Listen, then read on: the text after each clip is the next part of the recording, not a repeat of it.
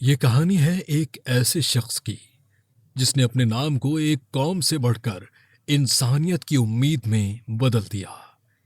एक ऐसा शख्स जिसने जंजीरों में जकड़े वक्त को शिकस्त दी। ये है नेल्सन मंडेला की कहानी। आजादी, कुर्बानी और अज़्म की दास्तान। 1918 की 18 जुलाई को जनूबी अफ्रीका के मशरकी कैप के एक गांव मुएज़ो में एक बच्चे ने जन्म लिया। ये बच्चा एक कबीले थैम्बो के सरदार का बेटा था। उसका नाम रखा गया रोलेहला, जिसका मतलब है शरारती, या वो जो परेशानी पैदा करे। किसी को क्या खबर थी कि ये शरारती बच्चा एक दिन जुल्म के निज़ाम के लिए सबसे बड़ी परेशानी बन जाएगा। ये दौर बरतानवी नौआबादियाती निज़ाम के बाद का था, जब जनूबी अफ्रीका में नस्ली इम्तियाज जड़ पकड़ रहा था। काले और गोरे के दरमियान तफरीक इतनी गहरी थी कि इंसानियत का वजूद मिटता जा रहा था। नेल्सन ने इब्तदाई तालीम कबीले के स्कूल से हासिल की, जहां एक ईसाई उस्ताद ने उसे नेल्सन का नाम दिया।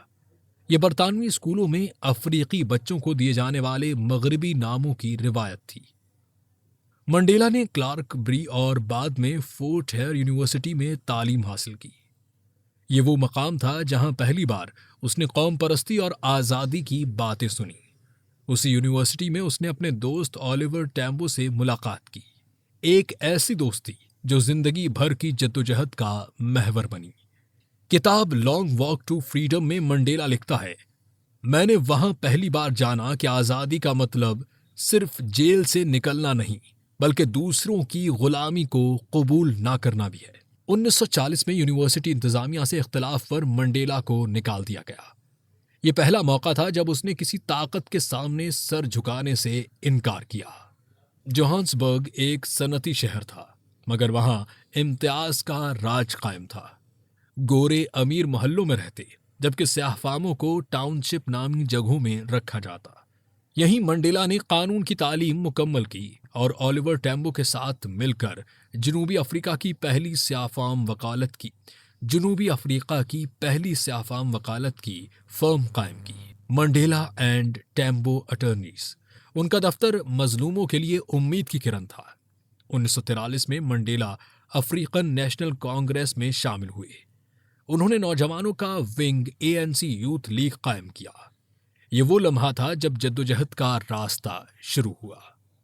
1948 में सफेद फार्म हुकूमत ने अपार्थाइड नामी कानून नाफिज किया, एक ऐसा निज़ाम जिसने स्याहफामों को उनकी ज़मीन, इज्जत और शनाख्त से महरूम कर दिया। स्याहफामों के लिए अलहदा बसें, अलहदा स्कूल, अलहदा अस्पताल, यहाँ तक कि मोहब्बत और शादी के कानून भी रंग की बुनियाद पर बनाए गए। नेल्सन मंडेला की किताब द ऑथराइज्ड की बायोग्राफी में लिखा गया है, अपार्थाइड ने माशरती इम्तियाज को कानून में तब्दील कर दिया था। जुल्म अब कानूनी हैसियत इख्तियार कर चुका था। मंडेला ने पुरअमन एहतजाज से आगाज किया, मगर हुकूमत ने लाठी, गोली और जेल से जवाब दिया। 1961 में तमाम पुरअमन कोशिशों के नाकाम होने पर मंडेला ने उमखोंतो वे सीरीज नामी अस्करी शाख कायम की।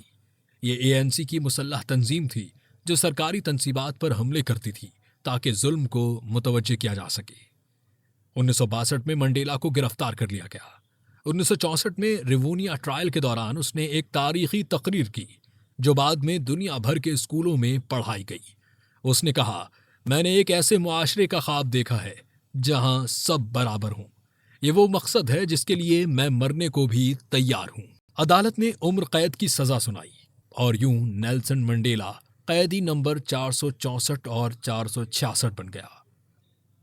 मंडेला को रॉबिन आइलैंड भेज दिया गया। ये एक सख्त जेल थी जहां कैदियों को पत्थर तोड़ने पर मजबूर किया जाता। दिन के वक्त वो चूना पत्थर की कानों में काम करते और रातों को सर्द फर्श पर सोते। किताब the prison letters of Nelson Mandela में उसके खुतूत आज भी मौजूद हैं।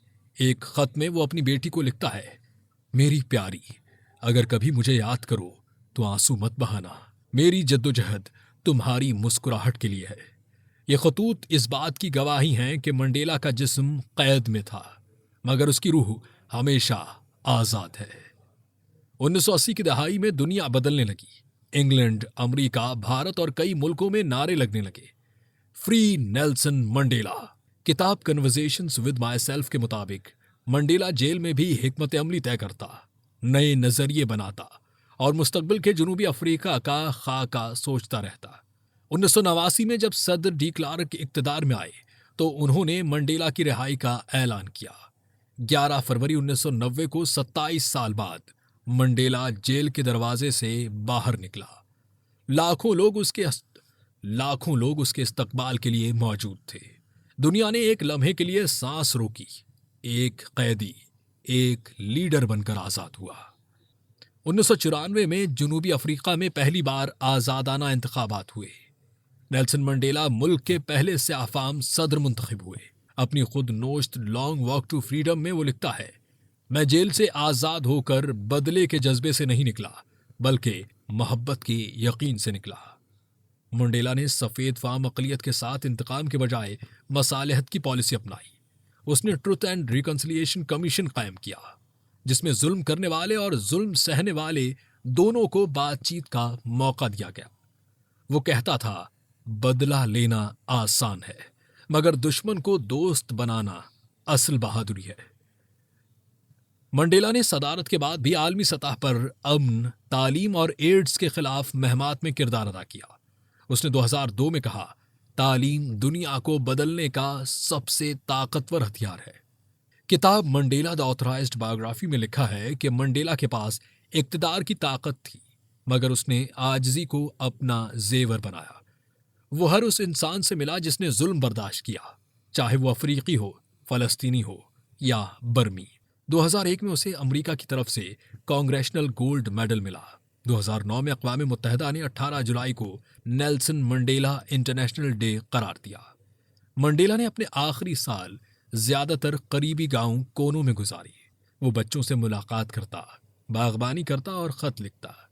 किताब कन्वर्सेशंस विद माई सेल्फ में उसके आखिरी ख्यालात कुछ यूं दर्ज हैं।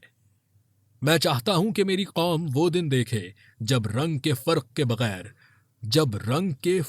बगैर लोग एक दूसरे की आंखों में देख सकें।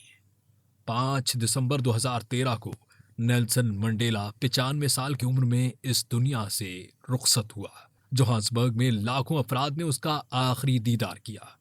दुनिया के 90 से जायद सरबराहान मुमलिकत उसके जनाजे में शरीक हुए, जिनमें अमेरिका के सदर बराक ओबामा ने कहा, मंडेला ने न सिर्फ जनूबी अफ्रीका बल्कि हमें भी आज़ाद किया, हमारे दिलों को नफरत से आज़ाद किया।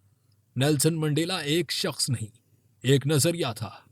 उसने सिखाया कि ताकत बंदूक में नहीं, सब्र और बर्दाश्त में है, कि जुल्म जितना भी मजबूत हो, सच्चाई हमेशा जिंदा रहती है।